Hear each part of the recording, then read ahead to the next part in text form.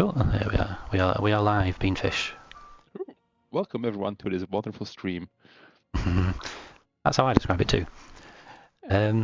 So today we've got the Division 4 match between Occulus, Catfish, and who?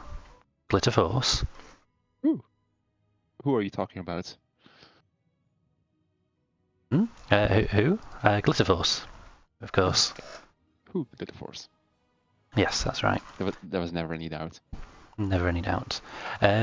So we got Oculus, Catfish, is it 2 seasons they played in before? They've 16? played in a few seasons before, yeah. They've been around for, let me just check. Since season 14, so this is the 3rd season in Lounge. Well, they started in Division 6. Did alright there. Then they promoted to Division 5 and they smashed it. Right, they okay. top of the season, undisputed champion of Division 5 in the regular season. Then they didn't fare so well in Division 5 Cup then, in the end, but you know they were the only team with 8 wins out of 10 matches played in the regular season. So yeah, very impressive. Strong showing. Yeah. Last season. They're coming up against a brand new team in Glitter Force. I do recognise some of the names, so I don't think they are completely new to Lounge, but the actual roster is. I think they're split off from a larger organization of German Heroes of Storm players. I mean, apparently the WHO stands for the World HOTS organization. All right, never heard of it, but I'm sure it's big. Yeah, sounds massive. Yeah. Strider just mentioning that his team, Nexus Most Wanted, played against Glitter Force in the first round, and they were not bad. It's a glowing review. That is absolutely stellar. Coming from them, that's stellar. I mean, yeah. So as we ramble on, we're getting into the map bans. Remembering to change scenes after us not doing casting for a long time. So Oculus, Catfish on the right. So sorry, bear with me a moment. So we've got let's see, Glitter Force has first ban and map pick, I believe. Yeah. So we've got Cursed Hollow banned by Glitter Force. In response, Dragonshire by Occulus, and again Towers of Doom by Glitter Force. And then to round it out, Volskaya Foundries banned by Oculus, Catfish. Okay. That's a pretty popular maps already banned out. Like Volskaya, Towers, definitely. Cursed Hollow. That's not the usual bans. Like that leaves us like a Sky Temple still in it. Garden of Terror could be interesting. Yeah. I'm going to BOE. BOE. An old favorite. I suppose BOE is like the only 2-lane map left in the map pool right now, isn't it? I believe you're correct, yes. So we should be seeing some different strategies than on most other maps. Like the macro is not as important on this map at all. It's way more team fights focused, and then of course the race for the immortal is absolutely crucial. These guys are on the right, aren't they? I think. Sure. Some lovely portrait synergy, which I will show eventually. I'm just wondering what even is that portrait? I don't know. We're gonna. It's not on the stream at the moment, so we're gonna have to describe it in a lot of detail. It looks like some sort of dragon. We will show it in a moment.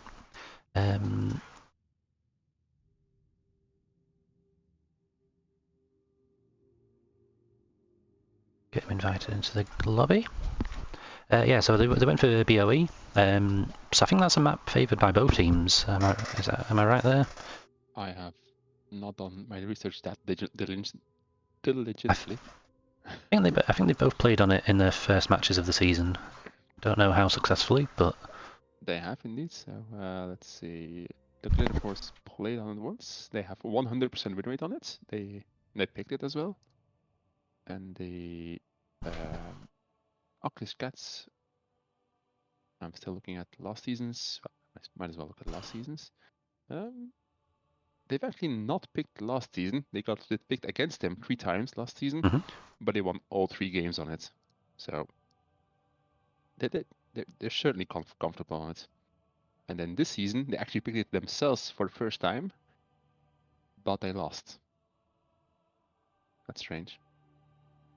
Oh yeah, but they've only had 1 match so far, so you know that's not much data to go on. Okay.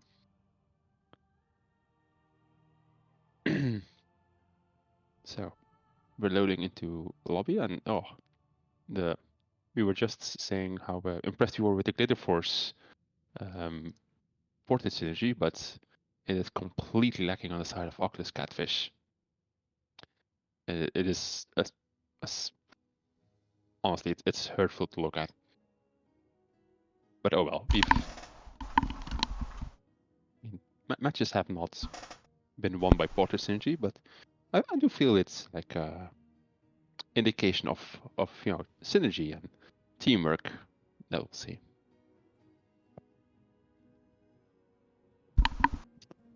Now there appears to be a little sound issue, which is why you're hearing me talk and not popping all the time.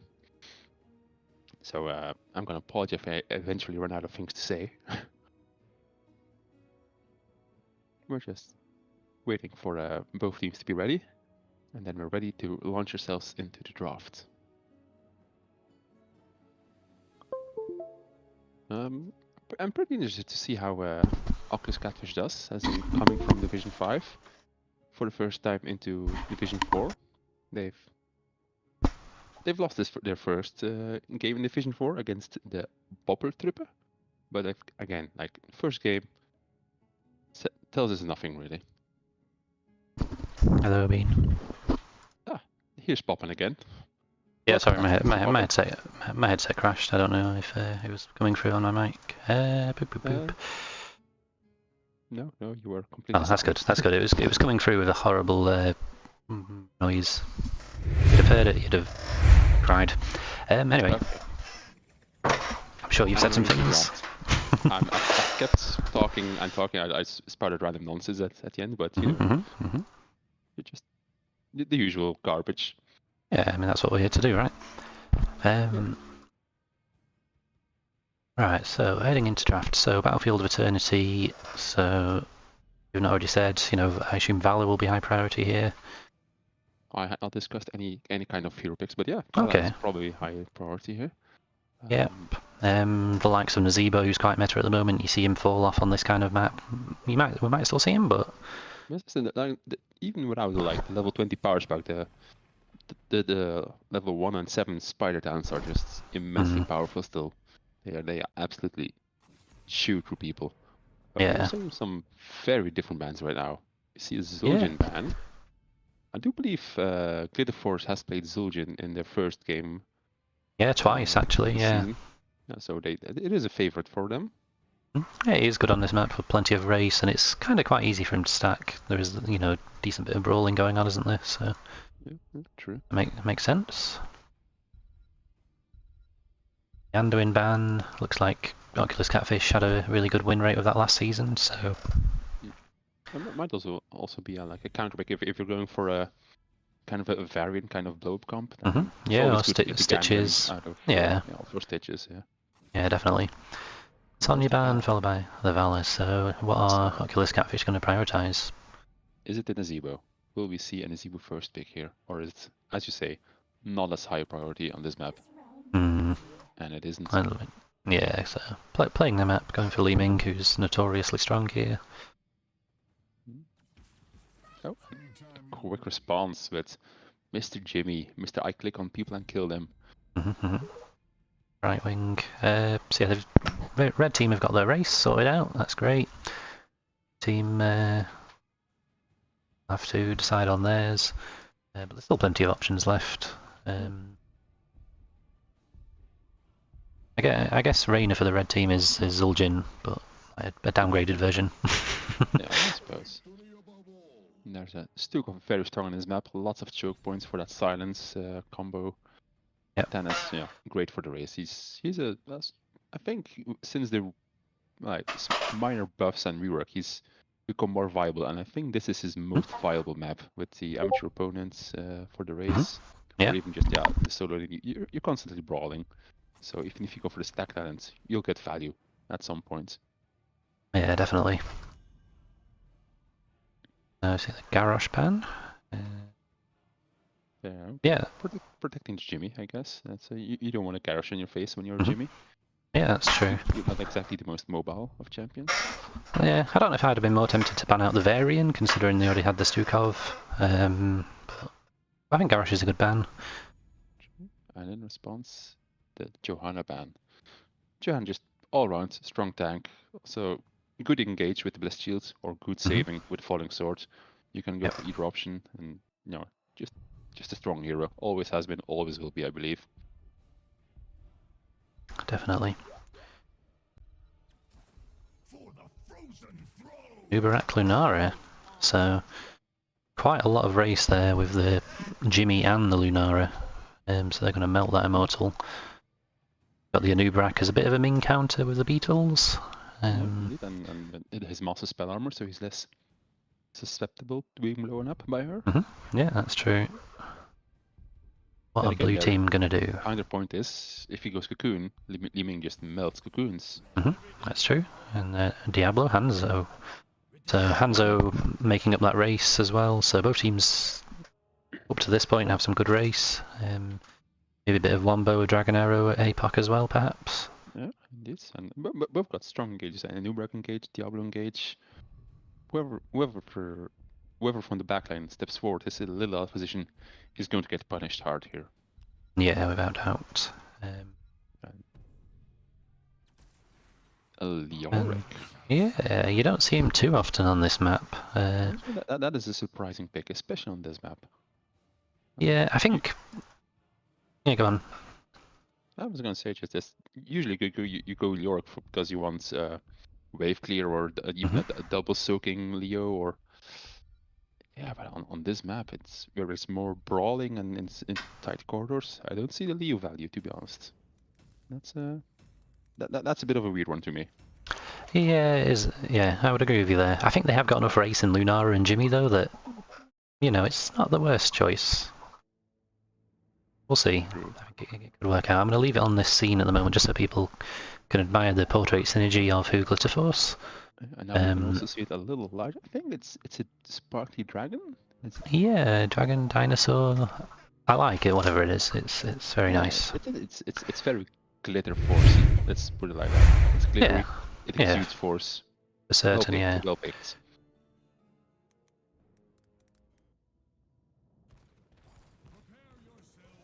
Did I do that on the right one? I did.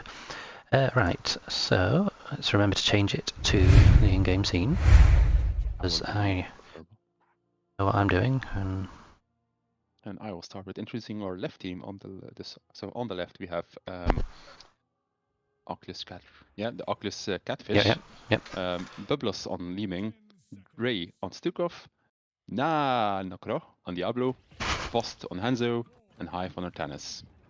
And on the right-hand side we have Who Glitterforce, with Costalom on Lunara, Don't Blink HS on Brightwing, Glitterblue on Reyna, Shegorath on Anubarak, and Flo Poo Pants on Lyric. Flo Poo Pants? Poo Pants? Yeah, I like it though. It's good. Yeah.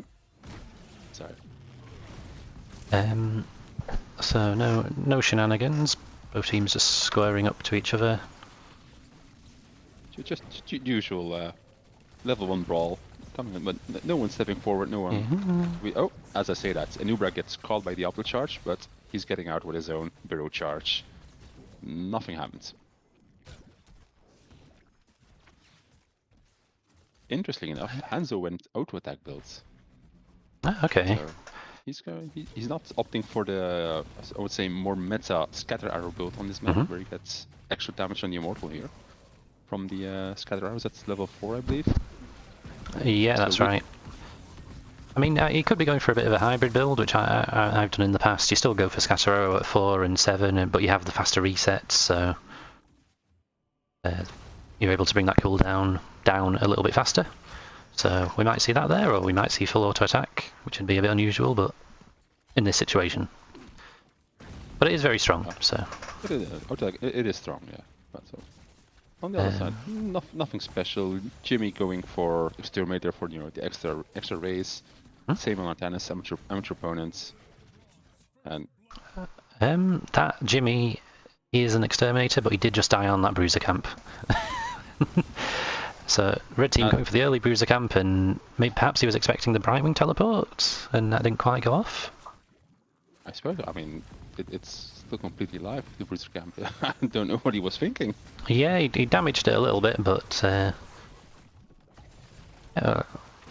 it looks like he might be trying to sneak the top camp now, although Hanzo has gone up to gank the Leoric and almost gets the kill, but Leoric does get away. Blue team putting the pressure on early. They've got a bit more pressure on bottom. Leo and Jimmy are taking the top camp, but they're being spotted by Artanis. But I believe they're just gonna give it. Yeah, I think that's given. Brightwing's also there. Mm-hmm. But they're putting a nice bit of pressure on this bot lane already, softening up the game before the Immortal can march through it. Always a good plan. Definitely. Red team starting their Bruiser camp again now. Jimmy's put some reinforcements though, so he's going to be okay this time. Blue team starting theirs. So they should be completed around the same time here. Slight head start for the red team. They're going to be able to get their race on just that a little bit faster. And they are posturing aggressively, but Leo is here first. Artanis is DPSing on the other side, but Leo's getting punished hard. And I say that on the other side also, Diablo's in trouble. Diablo is dead. Yeah, I mean that could have swung quite a bit there if they'd have managed to confirm the kill on Leo. Maybe get another Li Ming reset. Wasn't to be just yet. Every team to his own sides, just racing it down. So this one should go in favour of the red team. Not too much shield, so it shouldn't be a big deal for the likes of Hanzo and Ming to deal with here. Indeed, and as you say, it's the hybrid Hanzo build with the still on for the scattering, extra damage. Yeah, if you can get the auto attacks in, I mean the auto attacks are good DPS on the Immortal anyway, but then if you can get the quicker resets on your Scatter Arrow, then you can put out a lot of damage. So Immortal starts the push. It's going to start getting some damage out onto the fort now. They are getting with Lunar and Jimny. They are getting a lot of push value. They can melt the structures with those two. But so far, a little hesitant to really step up and attack the actual forts. Yeah, there's a lot of kill potential on the blue team. The Sukov Silence, and quite a lot of damage to follow it up. So you need to be careful here. On the top side, it looks like Artanis did a bit of damage to one of the towers, but no more than that. Hanzo going for sharpened arrowheads at 7, so not going for the cooldown like I thought he might. Yeah. Scatter arrow, so really going more for the team fights then. Yeah. Let's look at this Lunara just without any kind of fear, just stepping up, putting some darts into Diablo's back. No fear whatsoever. Lunara going for choking pollen on 7, which is I think it was buffed in the most recent patch. That gives her a nice bit of burst damage. Oh, the silence is beautiful there, and that choke points. Neither team able to confirm a kill, but the blue team get the camp. Gnubrak might have been a bit lucky to get out there, perhaps. I don't know. Yeah, his team was zoned out with the silence, like you say. That is a Stukov value right there. No, all these small choke points here, they are the Stukov stream.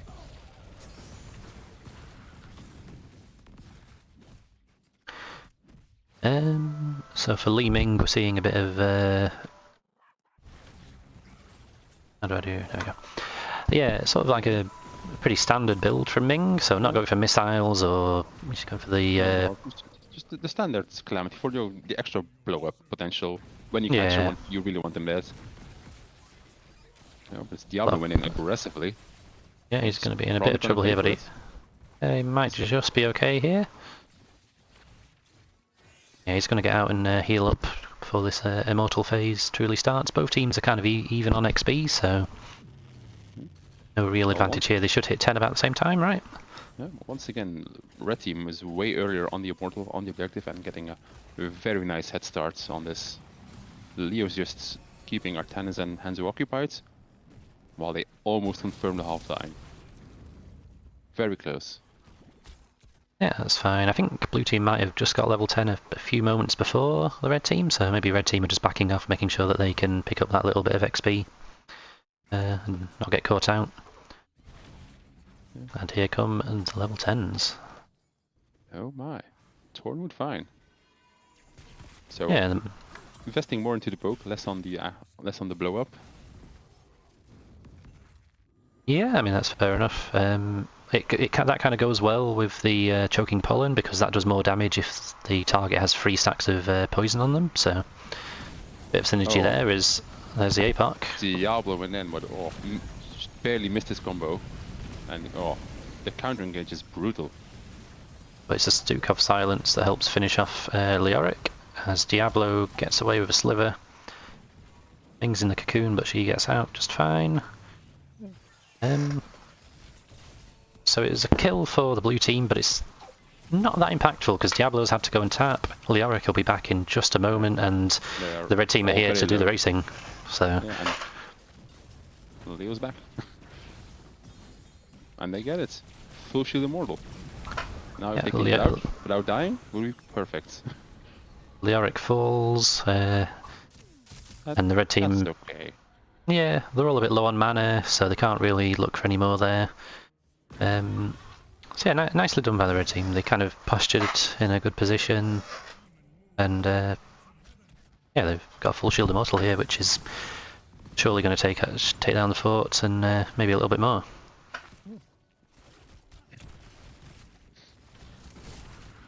So far, blue team's barely even touched the immortal. It's only the forts damaging it. Yeah. So I don't think there's any other interesting heroic choices. They're all very standard. Diablo in a lot of trouble here. Cocoon on Ming. Stukov is dead to rights. The slaps. No, he's going down. Oh no, he's not. Oh no, react. Lunara might get him. Yeah, no. This close. This is done. It was a pretty good attempt at escaping there, but he couldn't quite make it. So opening up the keep wall here, so that's a pretty good immortal for this early in the game. Yeah, Leo pushing the bot lane to finish off this bottom fort on his own. Just the minions will do it. Easy. Top camp needs defending. Blue team picking up their bruises. Yeah, I think blue team, they've not quite executed their idea behind this comp just yet. They need the bigger arrow into the APARC. Indeed, like Diablo's been going for the combo, but he's always just barely missed that wall stun. Like it's just charge without a stun at the end, and that always is just barely give the red team time to get it out of the APARC combo. Yeah. So once that one lands, that's a guaranteed kill. Ming resets, and then we're talking a different game. Oh, Hanzo arrow through the goalposts, completely whipped. And here comes the APARC. Direction from Leo. A lot of ults have been popped. Diablo does go down. Leo might join him in just a moment. Oh, but Reina goes down. Ming resets. Oh, she's unable to convert on Lunara though, so she might die, but no. Yeah, so it's a 2 for 2. And blue team secured rune camp. Yes. But that was scrappy, eh? So scrappy. Definitely, yeah. I think Yeah, red team did have the 13 advantage, but it wasn't enough to swing that completely in their favour. I mean, considering the Hanzo arrow whiffed at the start of that fight, red Yeah. team, blue team is lucky to convert as much as they did. Yeah, for sure. So for the first time in this match, the blue team have the lead when it comes to the Immortal. Let's see how they deal with it now. Did he go Yeah. immediately aggressive, or Yeah, okay, they've got 20 seconds on APOC, so they might want to just, play it slow here, perhaps. They've got Ming for the poke on the Immortal. That's the thing, is that red, while they have amazing race, it's very close range. They don't have that Ming and Hanzo to poke it down from afar. So, very true. Oh, and Anubrak just ate all the poke there. red team picking up their bruiser camp here. Now they might look to push in, or their Immortal gets poked to death. Artanis going top. Looking for it. And here he goes. Hyperion pitching. And there's the APOC combo onto Jimmy. But no follow-up. Leo in the backline. Arrow misses again, and Tomb didn't really do too much. Anubrak getting a bit low, but he should be okay. Red team looking to disengage for sure. They are so low. Yeah, Diablo getting away with a sliver once again there. 100 HP. But he's going to be okay, and the offlaners go to clean up their respective lanes. Artanis relieving pressure on top. Leo was tapping, I think.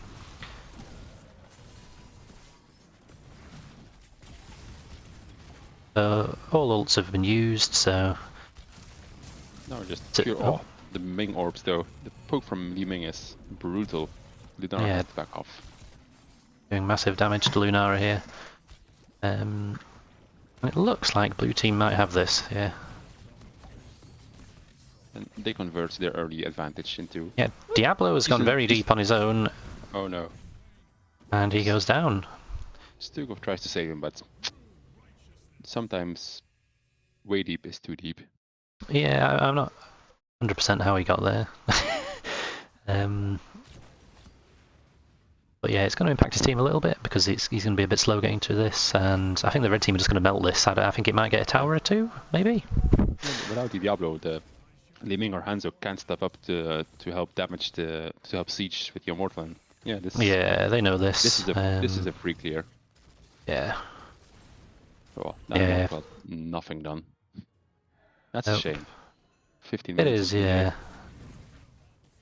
Yeah, they did really well up until that point. I think if Diablo was safe at the end there, then that could have been the turning point in this match. Both teams trading camps on top. Oh, what is that? Like, red team ahead in experience, but actually behind. No, also ahead in buildings. What am I saying? Stop me. That's nonsense. Oh, Hanzo arrow goes top lane. That's a hit, but no follow-up. Blue team. I don't know if you caught. I don't know if you caught that. But, yeah, that wasn't the greatest. Yeah, I don't know if you caught it, but Leo entombed, I think, Stukov on bot as he was halving, but didn't actually hit him, so he just backed. I didn't catch it. I was watching the Hanzo. You can watch it back. It's fine. Okay. Yeah, again, that's. It's also kind of the strange thing with Leo. He's doing two engages, but then where's your follow-up with a Jimmy and Lunara? Yeah. He's gone for the spooky ghost Leoric, going for those for the damage reduction talent and the cooldown. That will be good in this close team fight. So you usually can get like 2 or 3 people with your swing, get an instant wave fork, rinse, repeat. So I do believe it's infinitely better than the auto attack build against suppression pulse Artanis and Diablo's just gonna stun you. Yeah. I approve. I don't know if it's meta, but Rain has gone for an Inspire build, and I've actually been playing this the last few times I've played Jimmy. I think it's really nice. You can get a lot of sustain from it, which probably isn't the idea of playing Jimmy, I guess, but... Yeah. Hey, again, red team first to the Immortal, but the race is pretty close in the end. It actually favors the blue team, who got to the immortal later than the red team. Okay. Once again, yeah. Blue team's Razor is that little bit stronger, and they're looking to convert. Yeah, but couldn't the red team's tanks slow them down? Not enough. Not enough. Sadly, not enough. I like how blue team just completely ignored Anubrak and Leo. Like, they're not going to kill anyone. But Stukov behind you to heal you. They are no threat to anyone there. So Yeah. they were right to just keep focusing that immortal and make sure they win the race. Could it have been worth Anubrak cocooning one of the damage dealers and maybe putting in a tomb on another one just to distract them? Like, maybe, I don't know if it'd be worth doing that to steal the immortal, but maybe not, but because they're relatively short cooldown heroics, so True. it would look a bit weird, but it might have been effective. it might have distracted them for long enough. This immortal's still reasonably healthy, and blue team are just backing off. They're seeking other advantages on the map. Yeah, that's the thing. I think the red team can, they're not too scared of giving away the immortals. As long as the blue team aren't engaging onto them here, then it's just so easy for them to clear it up. Hanzo's There's the fine. entomb on Diablo. Oh, the nice counter engage with the arrow, but it's... Oh, that is unfortunate. Bit of counter synergy. Slapped everyone out of there. Leo's a bit low, he's going to go down. Ming would get the reset, but she has been cocooned. Artanis under a lot of pressure. Hanzo's quite low as well. Surely Lunara should be able to finish that off. And the Nubrak is changing. Oh, beautiful stun. Stukov's the next focus. Ming might just get out of here. But what are they going to lose? Death time is a decent length at this time, so they could get keep here. They've got nice damage, so... With the beetles, they can... Anubrak can tank this indefinitely, really. Yeah. So, yeah, definitely going keep here. And that's going to be level 20 for the red team as well. Interesting to see what they do here. It looks like they're going to push onto core and get at least some damage done. Can they finish it? I'm not certain, but... They got 20 seconds on Hanzo yeah. and still, so... If they get another kill on Liming or Diablo, then it's for sure they go for it. Yeah. Oh, the entomb just misses. Very unlucky. A birdie life would have been... We're seeing a dragon arrow. Here comes the dragon arrow. What? Oh, it hits free. APOC isn't ready yet, though. The follow-up isn't there. Or Yeah, red team have the 20 around. advantage. Ming's quite deep here. She might be in trouble. Does teleport out, but Anubrak catches her. And she goes down. Leo, meanwhile, is just... Spooky coasting all over them. Yeah. Yeah, nicely done by Artanis and Hanzo. That's half of their core damage gone, so... Red team backs off. Yeah. Kill save the game for blue team. Yeah, for certain. Yeah, I don't know if blue team needed to engage there when they were backing off. Like, it did look like a juicy kind of dragon arrow, but APOC wasn't ready, the whole team wasn't there. I think they could have let them go then. Yeah, and save the arrow for, a fight over the immortal then. Maybe. Yeah. Like, red team would have gone and raced then, which is obviously bad, but like you say, they were risking it. If they hadn't got the Lunara kill then, that could have been GG, so...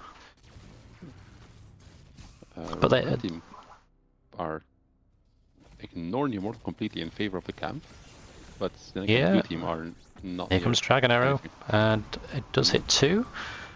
Hanzo follows it in. Play of the game. Li Ming's only just come back. She's just joining her team now. She couldn't follow up on that. Diablo uses Hellgate to get out. Defensively, yeah. It's not so. Disengaging. Yeah, there is a camp pushing on top as well as a bit of a wave that's quite deep, so red team are happy to stall this out. They do get... That's very live. Ooh, Brightwing getting a Ming combo to the face and a bit of Hanzo damage as well, I think. Lunara's gonna fall. And there's the Ming reset. resets. Brightwing just barely gets out. Oh. That could have been way worse for that team. Yeah, for certain. I don't think they needed to force that into him. Like I said, look at top. They're getting a keep. Blue team weren't racing. I think they could have just played it cool and stalled, yeah. waited for someone to go defend or race, and then look for that entomb. Or like the entomb on anyone else but a Yeah. full souls, almost full souls Diablo. Yeah, that's true. So red team looking to finish off the Immortal if they can, putting a bit of pressure onto Diablo, who's been entombed. Dragon Arrow misses. Jimmy's focused on the Immortal.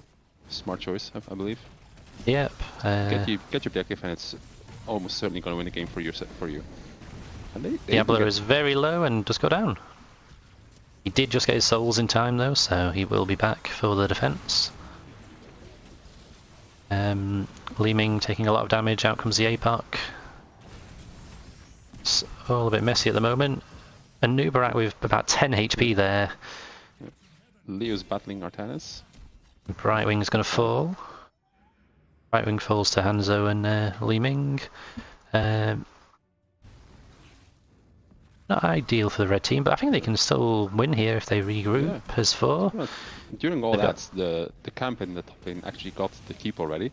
So yep. the Immortal's just free to march on the core, but it is getting distracted by minions. And all in all, pretty easy clear for the blue team.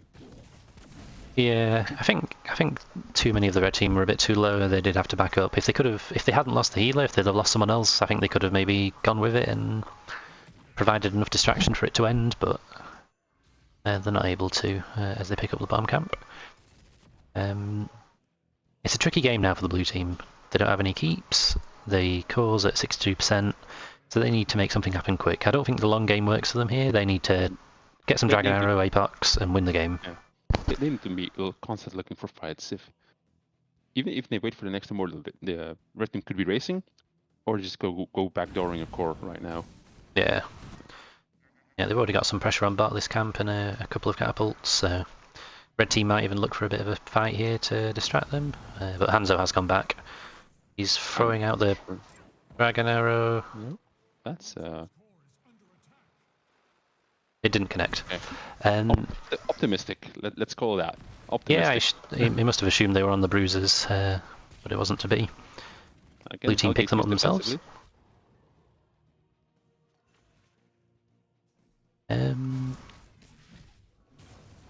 So blue team clearing up. Red team, they could look for a fight now the Dragon Arrow's down, perhaps. I don't know, or maybe they're just going to play it safe and maybe they're confident that they can sort of win the objective phase.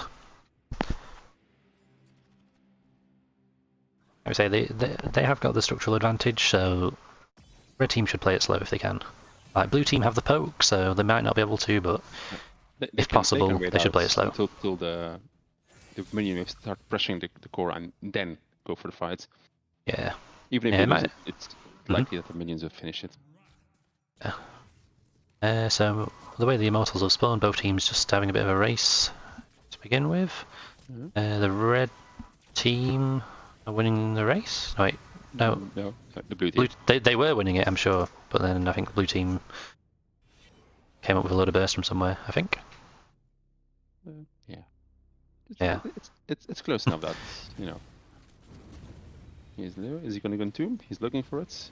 He's looking for it. Hanzo's going to clear top with the booster camp pushing. I mean, at level he's a pseudo global with the play of the game, so he can join the fights if he lands the arrow. Yes. Leoric positioning aggressively. He might be trying to block a Dragon's Arrow here. He could probably kill that Hanzo even. Like that Hanzo took a lot of damage from that wave, so. Yeah, blue team gave him a lot of space to damage the Immortal there.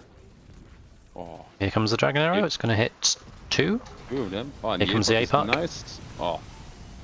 The follow-up is there finally, but Hanzo himself falls. Hanzo falls. Lunar is in quite a bit of trouble here. She gets hit by the Hellgate, but she should just be okay. Stukov falls low.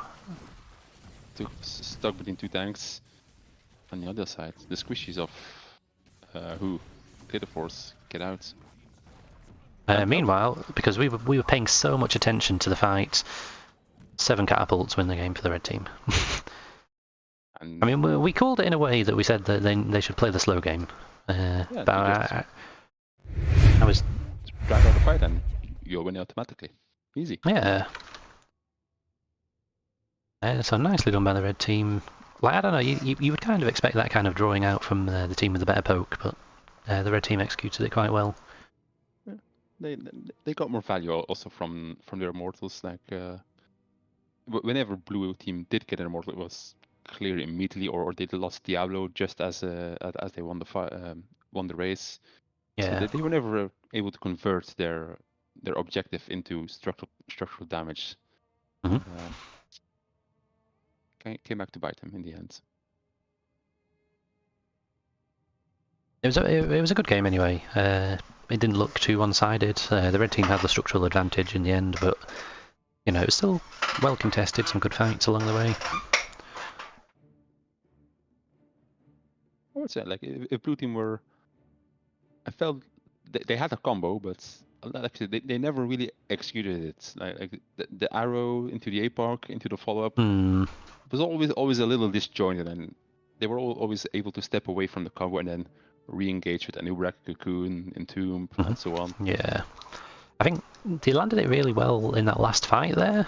But Hanzo hadn't healed up properly after clearing top, so he teleported in less than a quarter health, and he just got deleted. Yeah, I never even saw him. It's like, whoa, Hanzo's dead. Well, Yeah. when did that happen?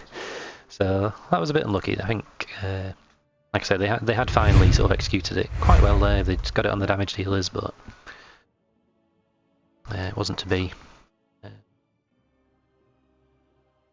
Okay, so Occulus Catfish chosen map, which is Infernal Shrines. Infernal Shrines, an old launch favorite. I mean, everyone loves shrines. Everybody loves shrines, apart from those horrible people who ban it for some reason. Yeah, I mean, you. And again, like in a way, a very similar map to Battlefield Returned. Like, okay, it's 3 lanes, but there's one objective you fight over. There's, instead of like the single target monster damage, you're more oriented towards the AoE damage, like Asmodan, Junkrats, Galefest to heavy lifting. And then you get a big hunking monster that just pushes the lane out, and that's when you can grab a real advantage on the map. So I'm interested to see how they're gonna switch the draft to fit this different kind of objective playstyle. Yeah. Like I'm not expecting an Artanis or a Jimmy in this game. Yeah. Yeah, it'll be interesting to see, and then we could see the Hanzo again perhaps, but not the Ming. Lunara does work fine on this map. Ming, yeah, a lot less strong on this map. Lots of minions that can block your orbs and your missiles. Yeah. I believe the Glitter Force needs a minute, so we're just left talking to ourselves for a bit. Yeah, I guess so. Let's have a look at.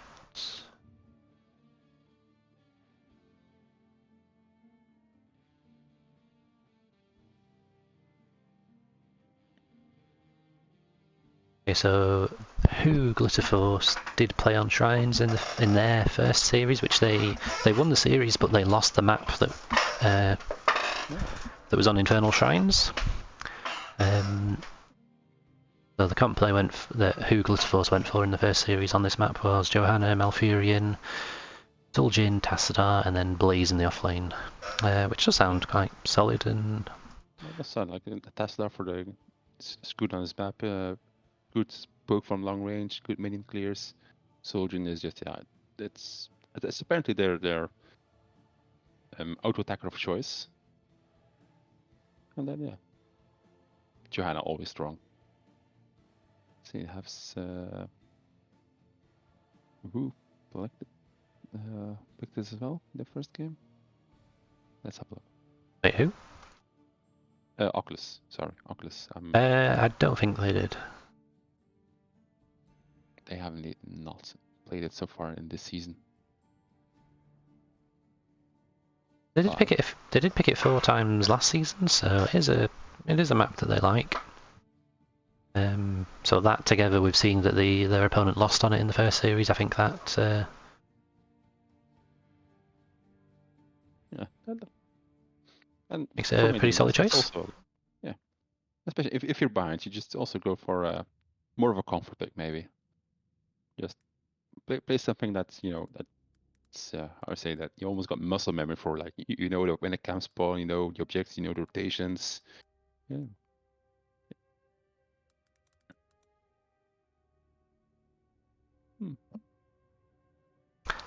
Okay, who Glitter Force are having a few technical issues, so slight delay getting into here. Blue team are fine with it, so no time has started just yet. Everyone's happy, apart from us who need to say some words about things. Yeah, we need to have avoid fill. Oh no, what's going on here? I've messed up my...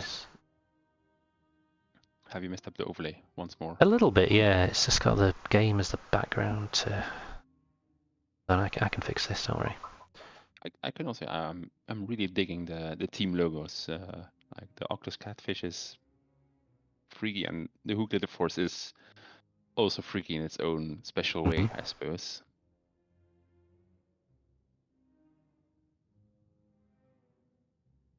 Oh, that's not that. Looking for a different overlay? Well, I'm on the right one, I just don't know why it's showing the game here.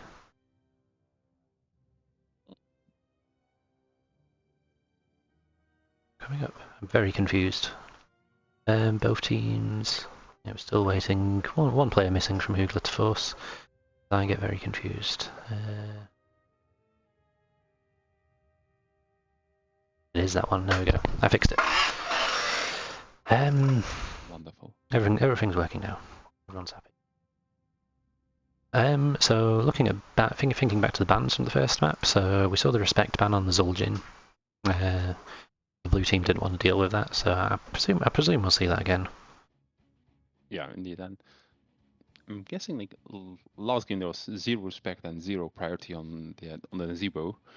Maybe on this map where it's more easy to double soak within your 4-man stack. And to really get your stacks going, and especially also on the shrine fights, your toads and your spiders are gonna get value. So Yes. I'm interested to Yeah, see if I can see more Nazebo priority this game. Yeah, he wasn't banned last series, was he? Which we expected. No, yeah, that's right. At all.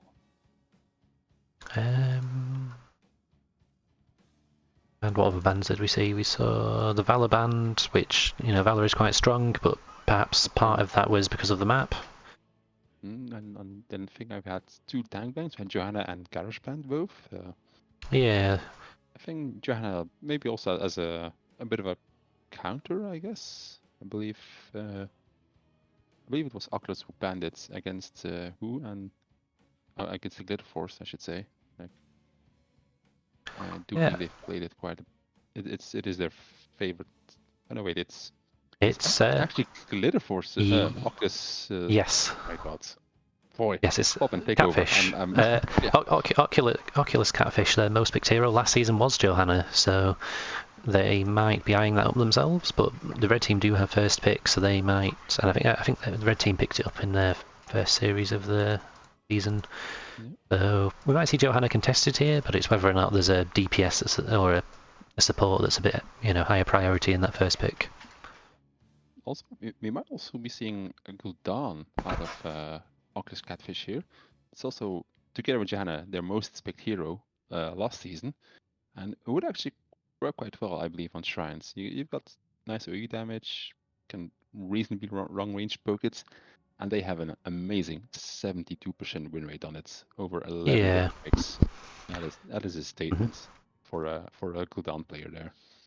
Yeah, looking at the blue team's heroes from last season, they've got a nice win rate on Anduin as well, 85% over 7 games. So that combined with the Johanna, we might see that both of them picked up some, light bomb, falling sword shenanigans, perhaps.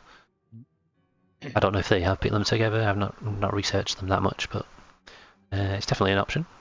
Seems to.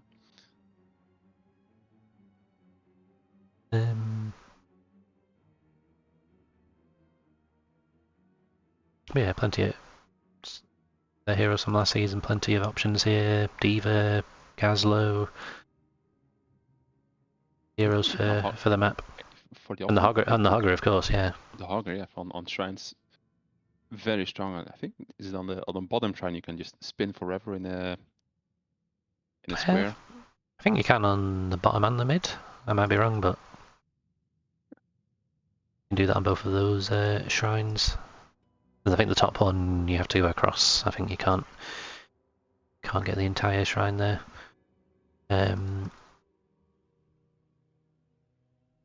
Okay, it looks like the last player for Occulus is trying to join the game. Okay, and I can confirm that Occulus Catfish is 100% French because one of the players is right now drinking pastis. It doesn't get more French than this, people. And apparently Occulus are Germans. I think you mentioned that earlier. So France versus Germany. Match here. Battle of the Ages. Yeah.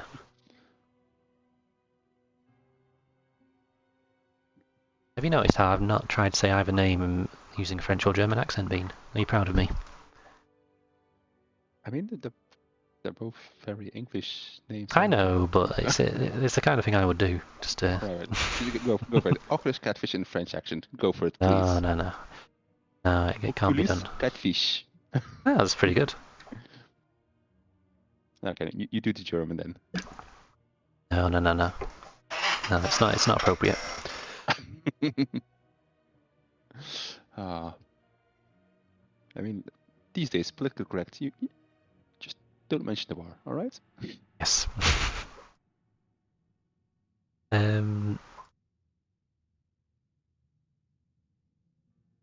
It looked like we were getting the 5th player from Occulus, but maybe not quite yet. Both the teams are very active in the chat, so I'm sure once that 5th player does get here that we'll be ready to go. I've got the betting ready to go. I've actually filled it in properly this time.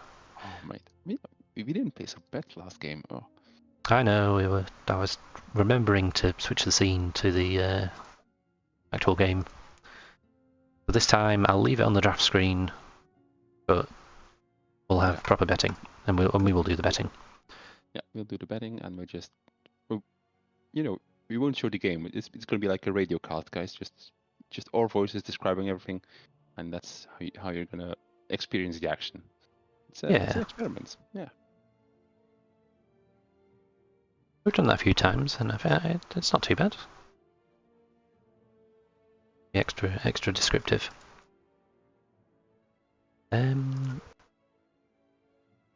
So might be going in a bit of a loop here, but just while we are waiting for this 5th player. So Occulus did win their first match. Occulus Catfish will be looking to sort of kickstart their season with a win here, but they need to. They are 1 map down in the series, so have to pull themselves together and. Their start into Division 4 is quite contrasting to their finish in Division 5 last season. So they've got time to readjust, and especially as the season goes on, you get matched with let's say teams who have performed about the same as yourself. So if you're unlucky enough to be paired against like the top of division in your first game, no worries, guys. It'll get better. John says, "Who Glitzerkraft?" There we go. Glitzerkraft, yeah. Yeah. Guys, yeah. Yeah, whatever you say. I just said very fun. Okay. Where is this 5th player? Schnell. There you go. That's my popping. Wow. Rest of the sentence English, but that one word,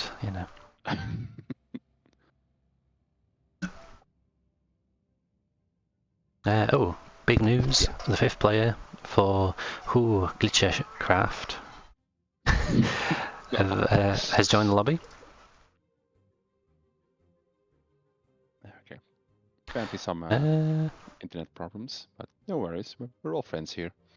Yep, so who are ready? First pick.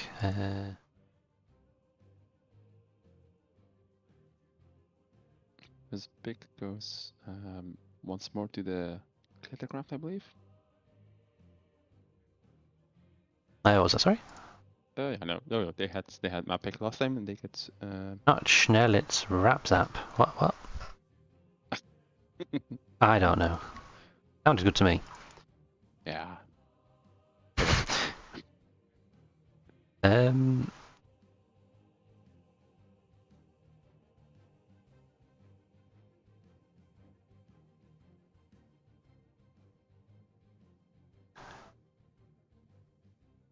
I don't know. Are they ready or not? Yeah, we're just waiting on blue team to Radis. Is Radis ready? I think radish is a radish. It's kind of vegetable, isn't it? Ready? Ready? They're ready. Okay. Oh.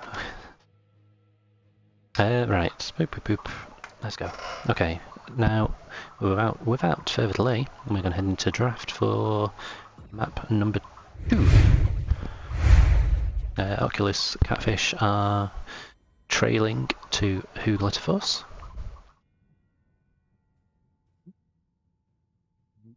Hugletterforce. Get ready with the first ban. They've had plenty of time to discuss. I'm expecting very fast bans, and I'm correct. It's once again the Anduin ban. Oh yeah, you're right. That was banned in map 1. So that, yeah, I did suggest they might go for a light bomb, Johanna, perhaps, and. So targeting that comforts support pick for the French team. I think they had a good win rate on Stukov as well, but not quite as good as the Anduin. And in return, once again, the Zildjian ban. Really don't want to see the Germans on their comfort auto attacker and the Hogger, as we discussed. Like Oculus Catfish played a lot of Hogger last season. Yeah. Good win rates, and on this map he's really strong. So yeah, it can be hard to deal with. They've done their research. Yeah, I feel like you have to have the right counters to Hogger. A good Hogger, you really need to draft around it and make sure you can deal with it. So I think it is safer to ban it out in this situation. Bit of respect towards Yanubrak from last game. Well, that leaves Vala open and instantly yes. Yep, so no hesitation there. Great here with the multi-shot, you can clear those shrine minions really quick, and just overall, kind of squishy, but still one of the highest priority picks in Hero Storm. Really strong damage outputs, really mobile. Can get a lot of stuff done in a capable player's hands. Yeah. Oculus Catfish picking up the Brightwing, and as you mentioned before the draft, the Gul'dan, which they favoured so much last season. Very good for the wave clear here, but they are leaving Johanna open. I thought they might have prioritised that as well as the Gul'dan, but perhaps they have a plan B there. Perhaps looking at a Diablo or a May, as the red team do pick up that Johanna. Yeah. Maybe the Johanna is really in combo with the Anduin, so if they can't have Anduin, maybe they don't prioritize Johanna anymore either. And the Asmo. Yeah. More dunks, more AoE damage. Yeah, Johanna some nice macro pressure. Yeah, I like it. Always like to see an Asmodon. Yeah, that extra bit of macro pressure, some nice poke. Let's see, are we going to see some support choke here? Or are they... Yeah, there's a Stukov ban. And then from the other side, I'm expecting... Like, what do you ban here? What's open? That's I think I saw that. I would be tempted by the May that Oculus Catfish played a bit last season. They played it 5 times, 80% win rate. I would maybe leave the Diablo open and ban that, perhaps. I don't know. There's Cassia as well. They had a good win rate with her last season. So there's the May. So they go with your first thought. The May indeed. It's great control, lots of zoning. and extremely survivable, even against Vala, who Yeah. just keeps shooting at you.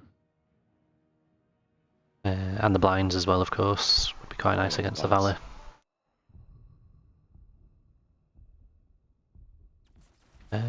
Next two picks, there's the Diva and the Tychus. I like the Diva pick. The Tychus, I don't know, I always feel a bit iffy picking it into Johanna, but it's good against the Asmo, who has a big HP pool to exploit. Diva's always good on Infernal Shrines, really good zoning with the mech, good shrine clear as well. That's a nice pickup, and leaving the tank till last.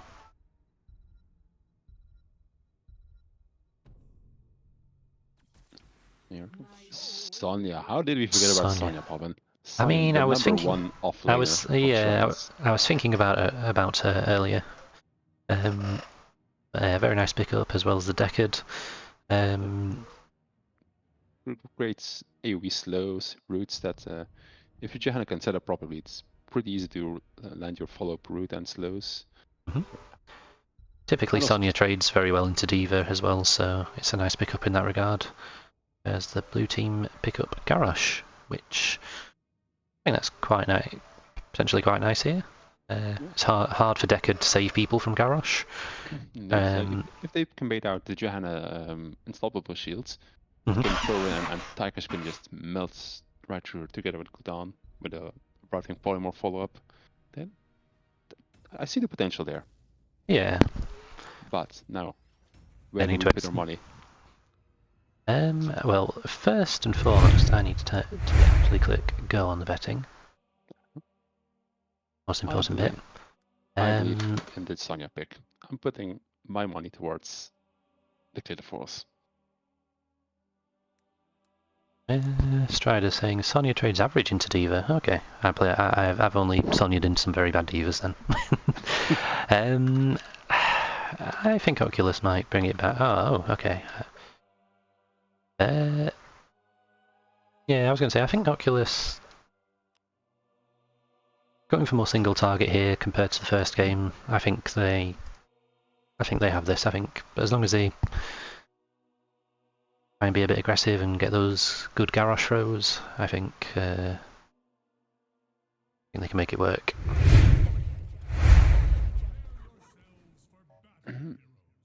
Get into game 2. All right, on the left side we have Occulus Catfish with Bublos on Tychus, Grey on Brightwing, Vost on Gul'dan, no Crow on Garrosh. I'm saying that. Sorry, don't put that in your name. And Hive on Diva. Yeah, and we do have a pause as we have a disconnect on the red team, but just before we go to another screen, we've got the red team, which is Who Glitter Force. We have Glitter Blue on Azmodan. We have Don't Blink on the Decade, Kostalom on the Valor, Shea Gorath on the Johanna, and Flo Poupants on the Sonya, who is currently disconnected. And the blue team have Garrosh has the train mount, but that only works if multiple people have the train mount, right? So, I mean, it's fine. Every know the bug, what the bug is. Don't abuse it. So just head back to the screen a moment. I think the Sonya was the one who was having the technical issues before the draft there. Flo Poupants, who was having trouble connecting and whose internet is acting up. You can only see a little bit of the level 1 talent. So Tychus Glowing Grenades, that's the good one. The meta one, I believe. Extra range, especially on this map, is very nice. Brightwing, Hypershift, nothing special. Garrosh going for the Q builds, which gives you a shield, I believe.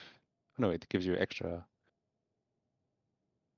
damage, yeah, and cooldown reduction if you hit as a ward. Other side, Vala multi-shot builds, so not going for the Q builds, but really going for the multi-shot. Slightly nerfed, but still the meta and stronger pick, I believe. a little surprisingly, Deckard went for the quests on his root talent. Okay, yeah, that got. Did that get buffed, or am I imagining it? Oh, it did, didn't I it? don't believe it did. No, I It's think been they changed for quite a bit. they added this damage portion of it. Like I think the rest was the same, but they added this increasing its damage by 2 every time you hit a hero. Oh yeah, indeed, they added that indeed. But then again, I feel like it usually I'm speaking for experience, but it usually takes me ages to get it completed. It is quite unlikely to hit like 30 heroes with your root. Yeah. Before you're level 20. And then Asmodan, just standard gluttony. Get some cooldown reduction when you hit heroes. Yeah. Solid choice.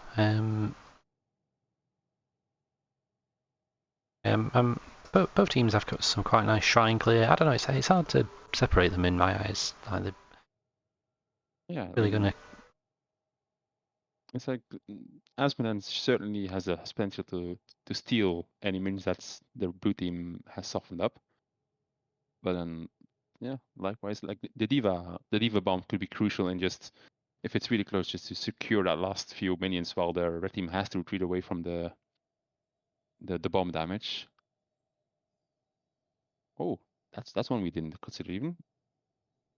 Garrosh can throw the bomb into the enemy team. Of course he can. Yeah, that's right. That would be a really good play. Like right on top of Yeah. your Vala Deckard, Mm-hmm. get some good damage in, knock them into your Gul'dan even if you're really like want to see big play. Mm-hmm. That's one way to do it. Yeah, I wonder if that's something that the blue team have counted on, or if they've just coincidentally come to the Garrosh Diva. Perhaps, I don't know.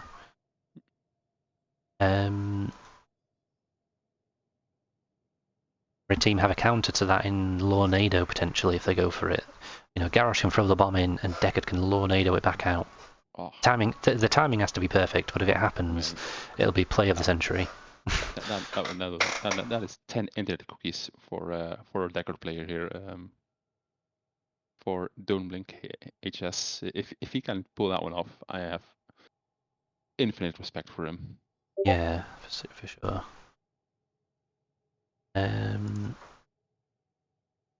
Yeah, so the blue team have called a timer. Still no sign of Sonya just yet. It's unfortunate, but I do understand that they've been waiting for quite a bit already. So at some points, either game gets paid or or it doesn't. And to be honest, we are also running out of things to talk about. So We are, yeah. I mean, and the thing is, we're doing all this, and then if the free win does go to the blue team, and we move to map 3, then it was all for nothing. True.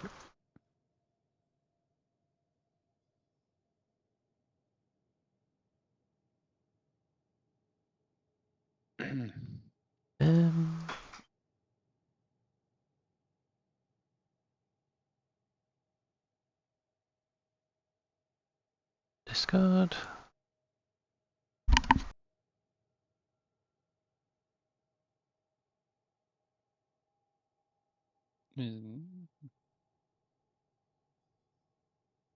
I do see that Brightwing is rocking the best skin in the game. It's a mini Deathwing, so. But you don't use that points. one. You use the monkey. Yeah. What? I don't go for style points. I go for scaring points. And the monkey skin is by far the scariest thing in the game. I mean, there's huge dragons and there's Tychuses and Speedos, but the monkey Brightwing is nightmare stuff, and that's my psychological warfare factor for me. That makes sense. That makes sense. Like it.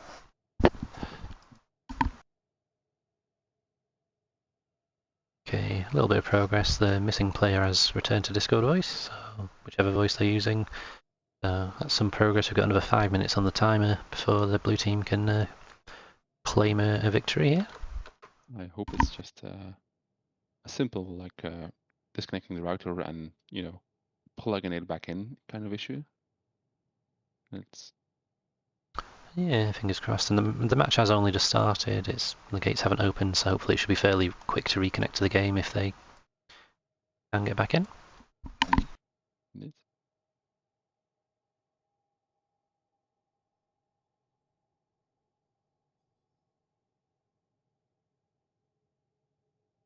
Also, quick lore question, Poppin. You've played this game forever.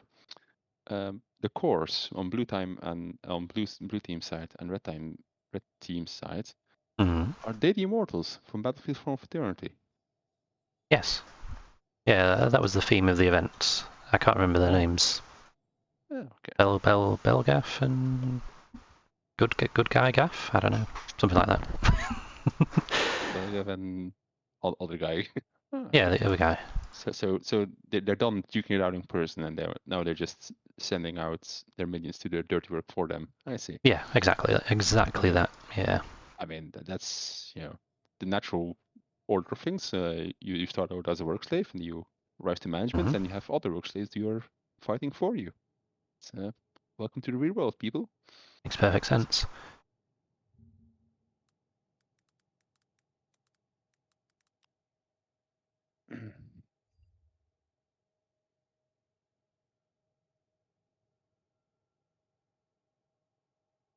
Still no sign of the Sonya. It is I getting mean, quite dicey for for the red team here. if this was us on the red team, I'd be saying, let's just play without our offlaner. Let's just have him as a bot. Oh, that's The AI will probably just leap in, at any opportunity, and we would not notice the difference. I would agree with like one of your DPS, but like offlane, you can't. Your offlane has to offlane on his own. I suppose. Good news. Ah, This missing Sonya has reappeared in game.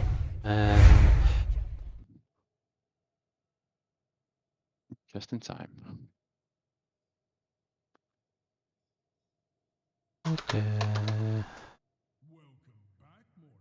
Yes. Cool. Right, we are back into game number 2. As a All happening reminder, here. Oculus Catfish 0, Occulus Force 1. Blue team need to win this to stay in the series. If they want to win their first series of the season. Try to get rid of this. Hold on, I'm just forgetting how to use the overlay. No. There we are. Show them the game popping. Yeah, we're on the game, don't worry. Okay, so Deckard just trunks and downs and pushes in mid, and everyone's just getting ready for a brawl. So far, a lot of respect shown.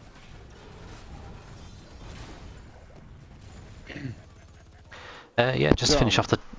Yeah, go on. Kudan going for the level 1, the Echoed Corruption, so he's looking to stack up, and all we got two stacks from that initial engagement, so pretty good. Yeah, the other talents we didn't see before that pause, Liquid Cooling from D.Va, and Slam build for Sonya, or at least Slam on level 1. And actually the extra shield glare for Johanna. Not going for the increased healing or the self-heal, but really Yeah. Opting to blind, I guess, Tychus? Yeah, to get Tychus, keep Tychus blinded longer during the fights. Yeah, for certain. Blue team's ahead on Soak rotations, but sorry, red team is ahead. While blue team is, keeping up, and red team doing good job of stacking their Azmodan. I think they've gotten most of the minions as a stack so far. Blue team picking up their camp early, while the red team's a bit more focused on stacks. Team just happily rotating as a 4, not even looking at their camp just yet. I would have thought Valor and Deckard might maybe split off to get pick one up, but they're staying with the team, helping clear up the camp in mid. They're really aiming to get their Azmodan stacked as quick as possible. Like even Vala saving her multi-shot till after Azmodan has dropped his ball to make sure all the stacks go to him. Blue team are they pick up bot camp, but they might just miss a couple of XP globes on mid, or big ones anyway. As Deckard gets a stack on his level 1.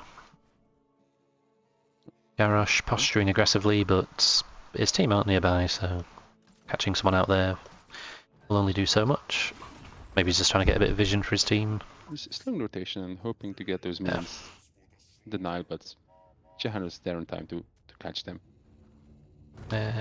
Valor in a bit of peril on bot, takes a lot of damage from Gul'dan Tychus, but does get out. Red team finally look to their camp now, as the objective spawning on top. Oh, Johanna thrown in, but just gets out with her shields. Nice return damage from the Asmodan. Yeah, you got a nice few stacks there on 4 heroes, that's exactly what you want. As blue team are really forcing this engage. They really want the camp in. Yeah, they've got all 3 camps on bot now. Neither team has gone for the bruiser camp just yet, as D.Va starts on the shrine.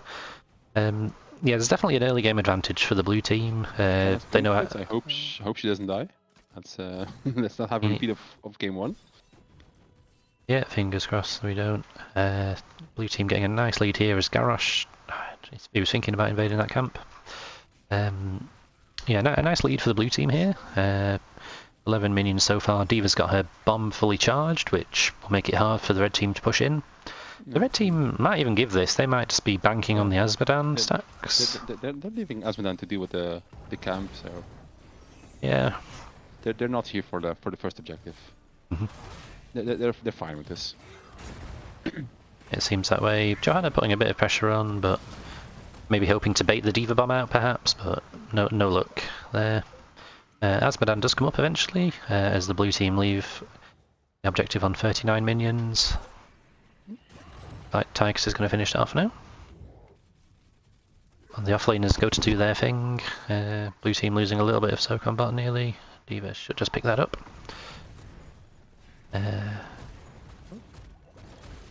Garrosh going very deep here.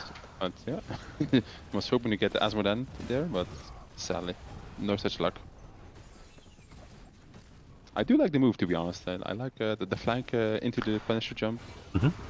But no, and now he might get Punisher. Oh, pops the Unstoppable and gets out of the route just in time. So not too. You don't tend to get too much from these first Punishers, but they got the gate, the towers, and they got half of the forts. That's pretty good, to be fair. That's a good first Punisher. Yeah. Like we say, red team will be playing the long game, waiting for the Asmo stacks. He's stacking up a Storm all at 118 stacks, only 5 minutes in. Yeah, that's good so far. Yeah. Blue team painting the map again here as Tychus does fall in mid. I don't know if Brightwing would have. I think Brightwing would have had the teleport up there, so maybe Tychus thought he was safe. Garrosh overestimating how tanky he is, and almost went down there. No. Perfectly calculated. Dangerous rotation from Gul'dan though. Doing... That was. I mean, I think the red team wasn't expecting it either. Otherwise, he would have been so dead. Yeah, I think they did have a lot of abilities on cooldown as well. I'm using them on the Garrosh there. Team clearing up bots and not interested in the bot camp as Garrosh is positioning for maybe a little throw on Sonya on top. Blue team losing a lot of soak in the bot lane now. Tychus is coming down, but he's gonna lose a few of those globes. Or have them transformed into small globes instead of the big experience globes, at least. Level 10's in for both teams, so we've got Odin, Blink Heal, Horrify, Taunt from Garrosh, Warlord's Challenge, and Micro Missiles from D.Va. Rain of Vengeance from Valor, that's interesting. That might be possibly to interrupt, Brightwing teleports and such. I guess also like the strafe one might, if you get polymorphed or Garrosh. Yeah, there's a lot of interrupts, that's right, yeah. A little bit of a skirmish here, but not much happening. Blessed Shield from Johanna. We've got the Stay a While from Listen from Decade, so we're not going to see the amazing Lornado play that I prophesized. Sonya's in trouble in the top lane. D.Va's going ham on her, and she is going to get the skill. Oh, very nicely done there. She had the camp pushing into her there, and it looks like that foot is going to go down now. D.Va rotates down, the blue team planning a bit of aggro here. Horrified committed, but... Yeah, I think it only connected with Johanna, who managed to pop her unstoppable. So unlucky there. As we have another disconnect from the sun. Yeah. I do believe in that. That kid on top lane looked a bit iffy. Like Sonny was just stood in the corner for the start of the fight. Mhm. So once more, a disconnect. Seems a bit That, for a moment there. Yep, Karen. that gives us time to catch up on what's been happening, to be honest. So the blue team, I would say, in control of this game so far. Got the Yeah. Punisher, and with the camp now pushing also got the top lane. But as you say, like red team playing the long game. They got the Vala, the Asmodan, really strong late game heroes, and they're keeping Tychus in check. Like he's gone in the rhythm at level 4, and he's so far gone 15 stacks. This Johanna has been kept him constantly blinded, not letting him stack up whatsoever to get that minigame duration up. Very nicely done. Right, okay, Sonya is back. I'm just waiting for the red team to confirm that they are ready to go. And get back into it.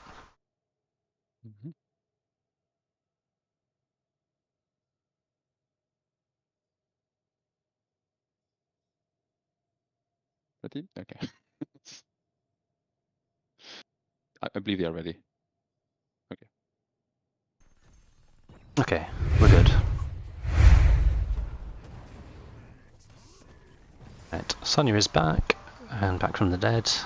Next objective is going to spawn on bot side as the blue team are putting pressure on, making the towers. That will make this next Punisher very dangerous. So if they get a Punisher and then it jumps, Garrett can just walk up and throw the targets into the team for the blow up. Sonya Asmo picking up the Bruiser camp, which means the blue team are going to get a bit of a head start, but there will be pressure on top, but perhaps they don't care about that. Here come the red team. Not committed to it once so far. Hasn't had to so far. Yeah. The Odin's popped in the back. Garrosh is a bit lower, but so is Valor. Blue team kind of on top here in terms of the minions, and D.Va can pop her bomb if needed. She can save it, even better. Here comes the leap onto Brightwing. Nice Rain of Vengeance, and she does get deleted. The stay a while sort of zones the rest of the team. Garrosh gets a bit low and backs off. Here comes the D.Va bomb, hoping to get the last few minions, perhaps. Yep, there it is. So they lose the fight, but because they got there so early and got leads, they still got the Punisher.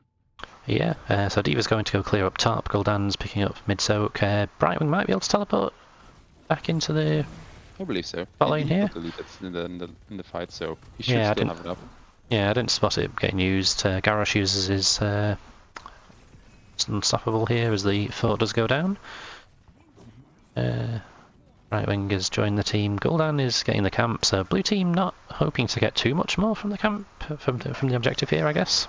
And red team posturing really passively, considering they had vision of two of the other team's heroes.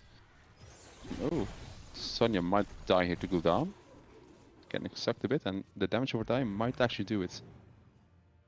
Survives with a sliver. Very close. So yeah, they get the fort, not much more. They are looking for the camp steal here. Garrosh might be able to find a nice throw here. But yeah, it's Johanna, the one person who will probably survive it. Yeah, that's true. So blue team have some nice map control here. They've got top and bot forts. Mid is open, but the fort does still stand. They take the bot camp. They might look to put a bit of pressure on mid here, perhaps. Garrosh is looking for it, but Pops is unstoppable, and Aspen is starting to hurt. Those orbs are. Yeah, we've not seen any. Be a menace. Yeah, we've not seen any great isolations from the Garrosh yet. He's not really managed to get past that Johanna so far. So we'll have to see what their follow-up is like when he does get those throws to connect. Managed to get rid of the fountain here, which is great for the upcoming objective. Blue team are about to hit 16, so we could see them really try and siege down this fort with like Odin and the 16 advantage, perhaps.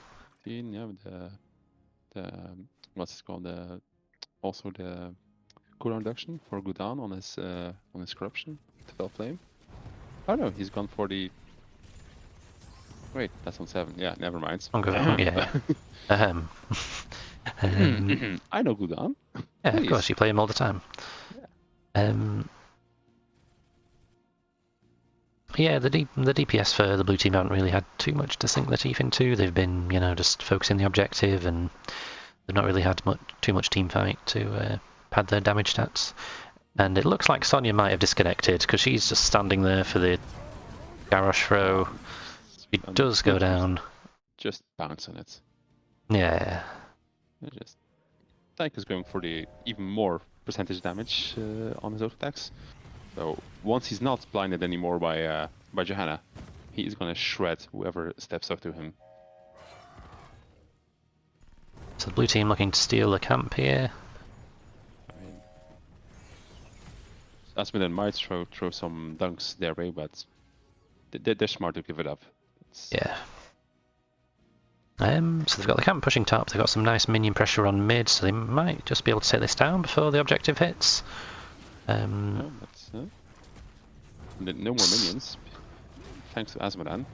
Yeah, it is very low though. That will melt pretty quickly. If they do manage to secure the objective. The red team hit 16, so they are ready for the fight. Sonya is not disconnected. Oh. Nice blessed shield onto Garrosh.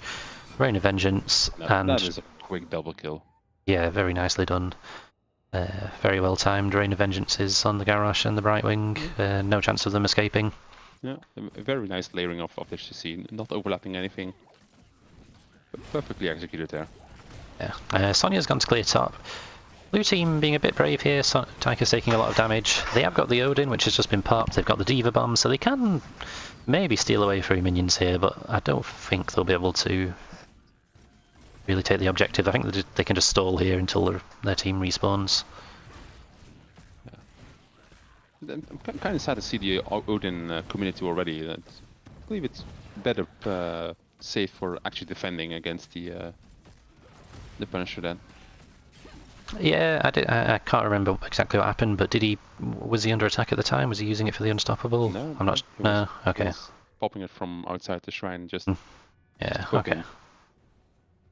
Alright, gate's gone. Garrosh is gonna bait this Punisher in, and they're just gonna start DPSing it down. Sonya has gone bot, so blue team could maybe look for a little throw or horrify behind here. Gone. And the Punisher. Just the zone, and as they burn down this Punisher. But those Asmodones are really starting to hurt. Yeah, so red team do confirm the fort, but no more than that. I think blue team's happy with that. Just a fort with the third Punisher. Yeah, and they've got a nice XP lead as well. Yeah, they've still got the nice XP lead, the blue team, so they're in a pretty good position here overall. Wherever the next objective spawns, they'll be going onto the keep wall if the blue team can take that. So that fort on the red side does finally fall. So yeah, Asmo 272 stacks. So still got a few more to go, but fairly nicely. Sonya going for the full slam build, so she's really looking to get into someone's face and hack them apart. Gul'dan still not finished his level 1, and that's what I was saying earlier. They've not really had the engages with Garrosh properly to let the DPS, stack up and get some damage. And Reckon's doing a good job of avoiding the fights. To be yes, honest. Yeah. Only Johanna's been really in any danger of getting thrown by Garrosh or anything. Yeah. Nice damage on the Garrosh. Here comes the lead. Horrified. The fear is just too late. Yeah. So yeah, nice kill there. Stay a while was popped, but it got interrupted, so that was on a 10-second cooldown. Some very nice stay a while and listens coming out. As soon as everyone goes in, the stay a while pops, and that just kind of stops the team, any sort of counter engage or, any potential saves, as a lot of damage comes out onto Tychus, including the Rain of Vengeance, and he does go down. And the red. You see why Vala is still such a high priority pick. She just puts out so much damage in such a short time. She does, yeah. with a little protection from Johanna and then follow with an Asmodunk. It doesn't matter if you're Garage with 50 armor, you're still dying. Yeah. Okay, the red team taking the siege camp out. Is fort going to fall on its own, perhaps? Okay, they're going back down to it now. Yeah, I was going to say that it'd be nice to pick this up and maybe even a couple of towers and a gate in preparation for the next objective. Still 20 seconds on Tychus respawning, so they've got a bit of space there. And both teams level 20 actually. So we've got the big red button. The Horrify upgrades. I think nothing out of the ordinary. Bit surprised. The Vala gone for the extra attack range. And I don't know. I don't know if that Diva level 20 is meta nowadays. Usually the healing, like from spell damage, is quite popular, but yeah, that's a bit of a weird one indeed. Yeah, Sadly, maybe. No leap on the crater. So no, going for the ignore pain as the fight does start. Diva mech does get destroyed before she gets a chance to pop the bomb, so she's going to try and get that back soon. Garrosh takes a lot of damage, gets leapt on, and goes down. Asmo does fall a bit low, but he's going to be okay as the blue team backs off. Quite a few on the red team. They're low, but they've got regenerating potions, and if they leave them there, they're bigger as well. Yeah, okay, the Diva mech is back as Brightwing does fall. Diva needs to use that bomb soon if she wants to use it. Deckard falls down as he stay a whiles. Asmo gets out with a sliver. Only 3 more minions needed, and there comes the dunk. And the red team confirm the objective. Secured. I mean, we questioned the Diva level 20, but right there, she blew up Deckard. I mean... But no, here comes the Sonya back, and oh my lord. That damage. So it was kind of looking a bit, not sure which way this could go. There was Deckard missing on the right hand side, so pushing might have been a bit tricky. But blue team losing another 2 heroes there. And that's definitely keep and maybe even game, because death times are suitably long by now. Yeah, they can definitely get a bit of core damage here. How much, it depends on what Garrosh and Gul'dan can do here. If they still had Deckard here, this game for sure, but without a healer here, so any damage that the blue team can put out is permanent. Yeah, they've got Sonya Valor, so that's some really nice core damage, but yeah, like you say, the healing is very important as... Oh, and Brightwing saving Garrosh's life there might just have saved the game. Yeah, very nicely done. Johanna and Sonya both fall. Deckard is quite far away.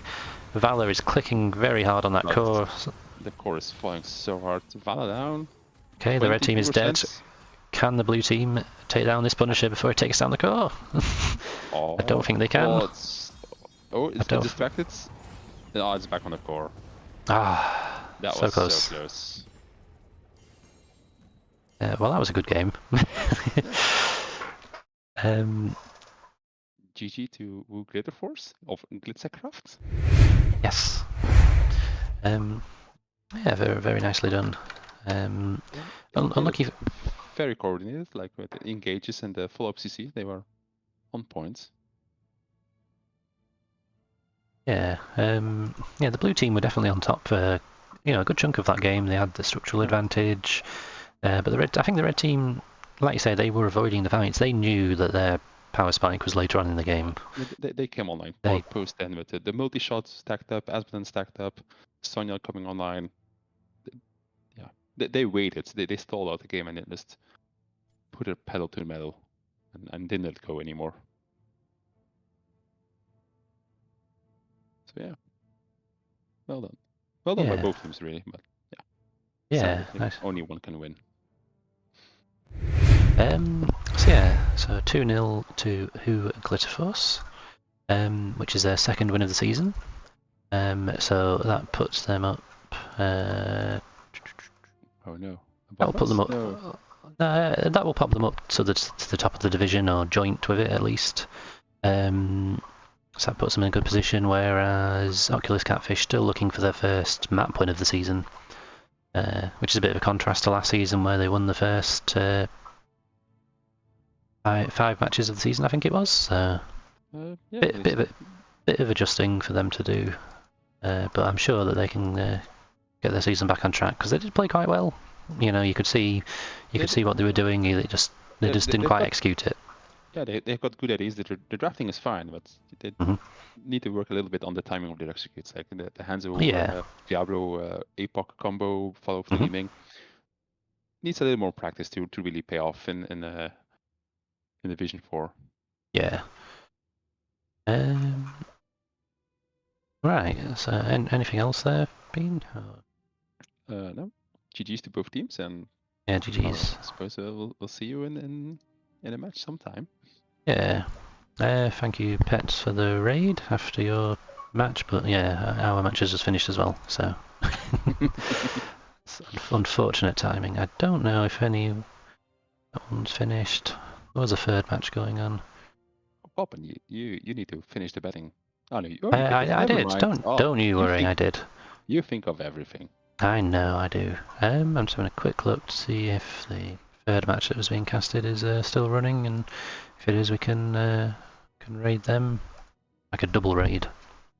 Oh my god! Imagine. Imagine. Although I'm busy watching an ad at the moment.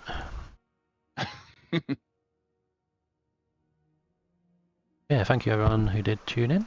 It's a good match to watch. Well played both teams.